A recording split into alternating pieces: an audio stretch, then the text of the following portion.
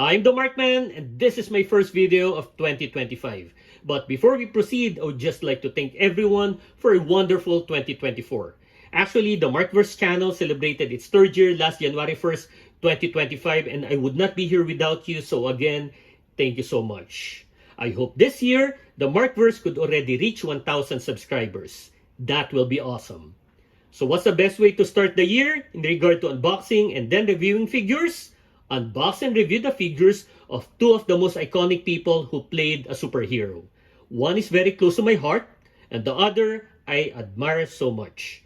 They are none other than Christopher Reeve playing Superman from the 1978 film and Adam West who played Batman in the Batman TV series.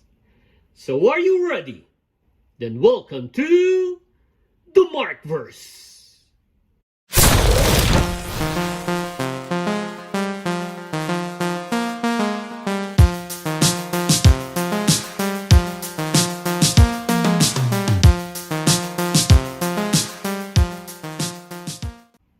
Let's start with Superman. I was a little sad that I just got this days before the new year. I should have gotten this second week of December, but probably because of the holiday season, it was stuck overseas. Sometimes it happens. Anyway, earlier I said this is very close to my heart because I'm a kid of the 80s. Though I wasn't able to watch this in a theater because I was still an infant then, I've watched this in Betamax, including Superman 2. And those two movies influenced me a lot and partly made what I am today. For Superman 3 and 4, I have watched those in the theater with my dad. It's nice to reminisce those times, and this figure, every time I will look at this in my collection, it will bring back those memories with my dad. So let's take a closer look at the figure. I will be honest, the first thing I notice is he looks stiff. I'm not talking about his articulation, but his looks. Maybe if we do some other posing aside from standing, it might change how I look at him. He is slim and there are no clear muscle cuts on his body. Don't get me wrong, the not visible muscle cuts, I appreciate that because in the movie, that is how they designed his costume. And you know me, I want to always be loyal to the source material. On a side note, in the upcoming Superman Legacy, James Gunn does not want to use a costume that uses fake muscles. This costume is perfect, and I could not see any design issue. McFarlane completely followed the costume design in the film. Well done. I also like making the color more vibrant. This adds attractiveness to the figure.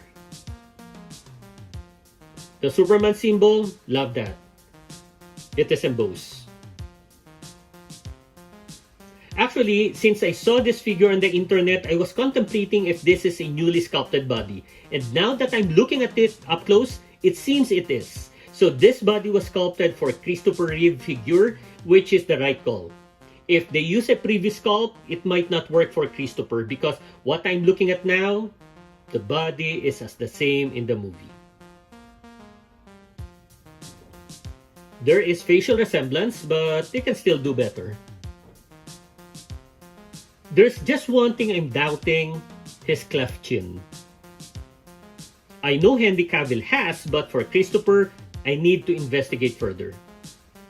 The picture of the box, he has the chin, but for other pictures, I cannot see any cleft chin. Maybe I'm wrong, but like I said, I need to investigate more. Anyway, he has the blue eyes. There's also this curly bangs. And his hair parts on the left. When he's Clark Kent, his hair parts to the right. Just in case you don't know.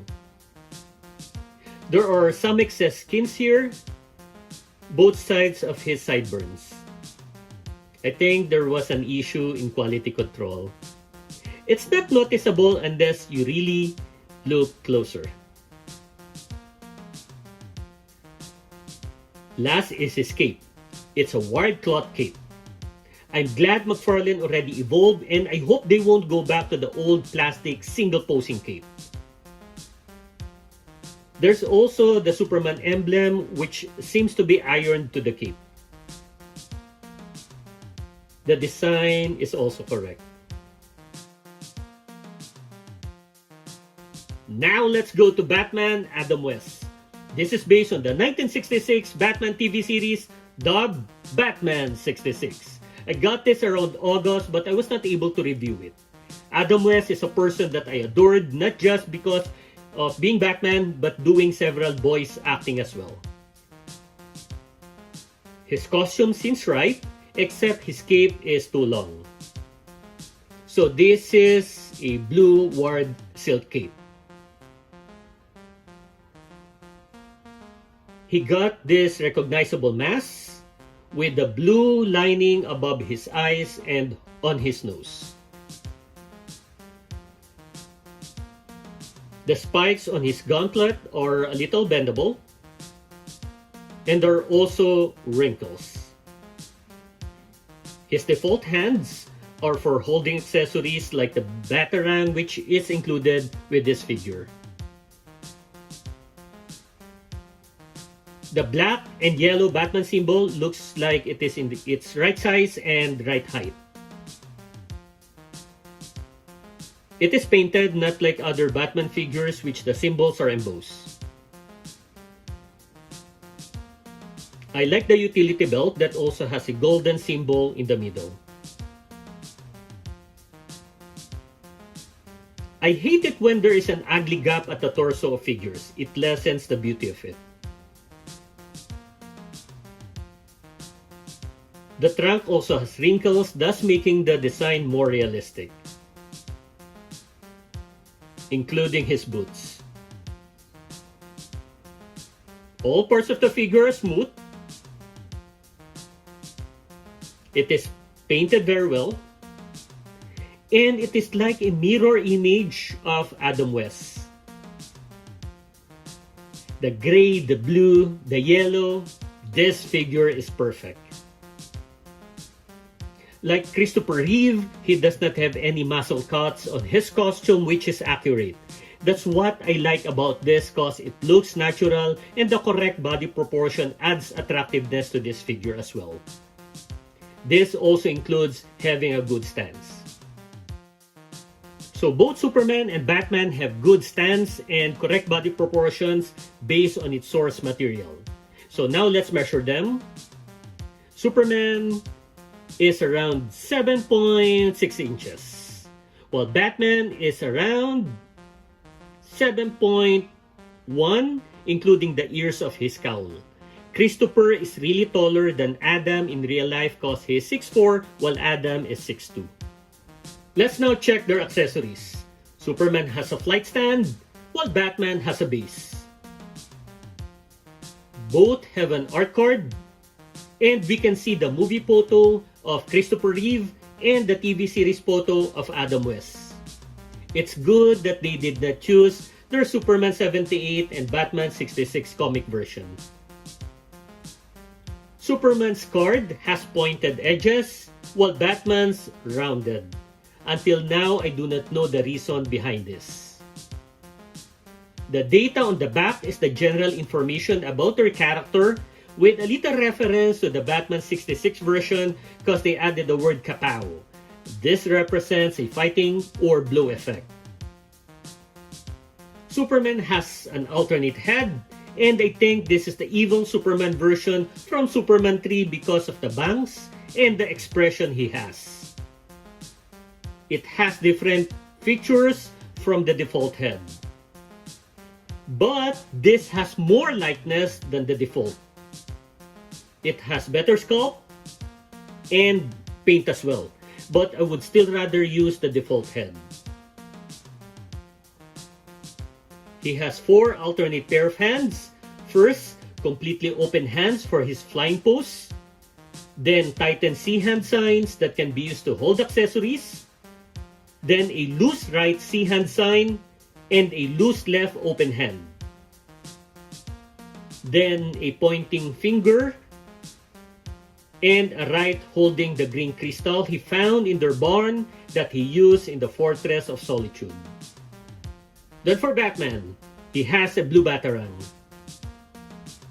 I think this is a new design. They never used this sculpt before and it should be because this is really the design of Batman 66 Batarang.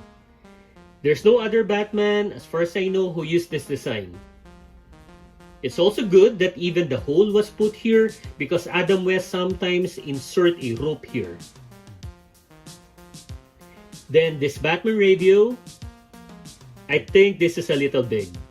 Probably this is in its 1/8 scale instead of it in its 1/10 scale.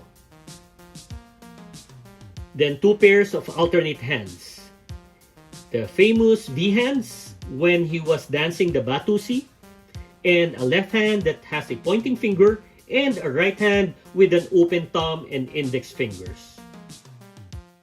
Then the articulation starting with the head, down, up, side to side, the arms, lateral raise, we have full rotation, bicep swivel,